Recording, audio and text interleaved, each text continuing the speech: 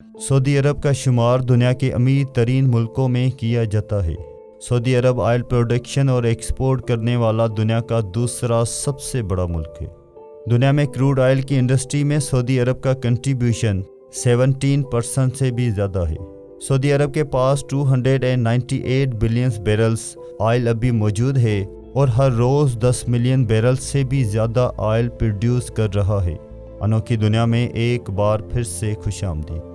नाजरीन, इस मुल्क की इकोनॉमी का 19% ऑयल पर ही डिपेंड करता है। पिछले 50 सालों के दौरान इस मुल्क ने काफ़ी तेज़ी से तरक्की की है, पर एक वक्त ऐसा भी था जब यहाँ पर सिर्फ रेगिस्तान ही हुआ करता था। लेकिन आज पूरा सऊदी अरब एक मिसाली इंफ्रास्ट्रक्चर की झलक पेश करता है। हर तरफ फलक छूती इमारतें नज़र आती हैं। आज सऊदी अरब में हर किसी के पास बेशुमार पैसा है। लोगों के पास एक से बढ़कर एक महंगी तरीन और लग्जरी गाड़ियाँ मौजूद हैं। लेकिन आज से 100 साल पहले तक सऊदी अरब के हालात बद से बदतर थे।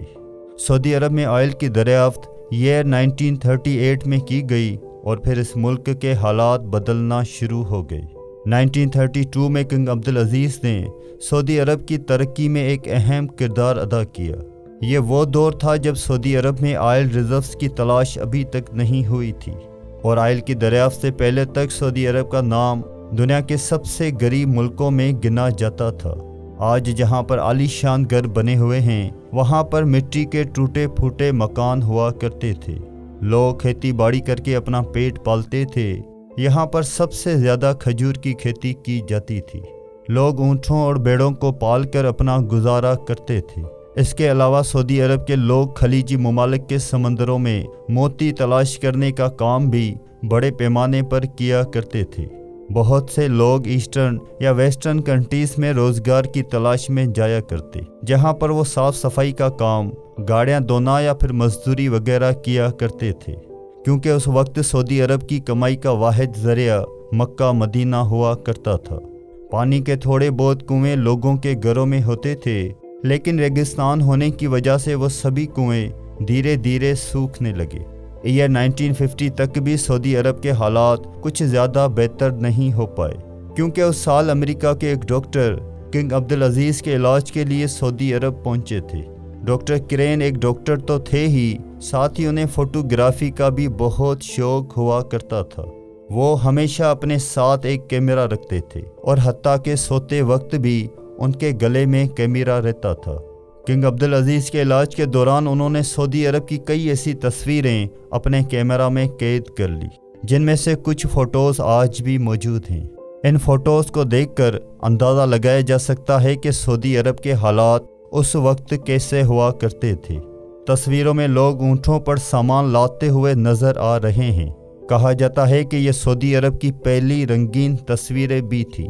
हालांकि उनकी क्वालिटी इतनी ज़्यादा अच्छी नहीं है, लेकिन फिर भी उन्हें देखकर काफ़ी कुछ अंदाज़ा लगाया जा सकता है।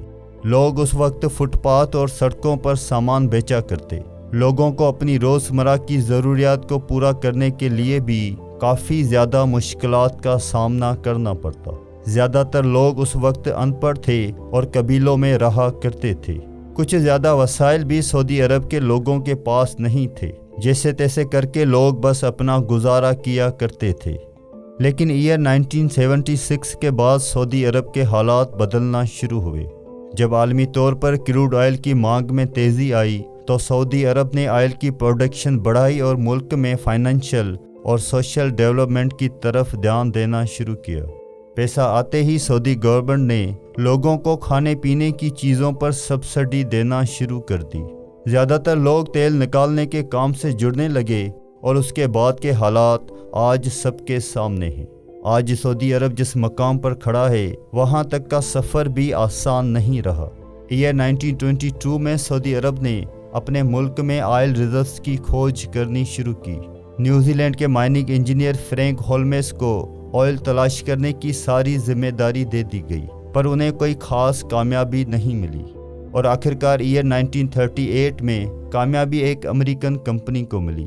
डेमम ऑयल फील्ड में पहली बार सऊदी अरब ने ऑयल रिजर्व्स तलाश कर लिए थे। आज ये जगह दायरन के नाम से जानी जाती है। 1939 में ऑयल की ट्रांसपोर्टेशन के लिए पाइपलाइन बिछाने का काम शुरू हुआ। और 1944 तक सऊदी आरामको कंपनी को आयल निकालने की सारी जिम्मेदारी सौंप दी गई।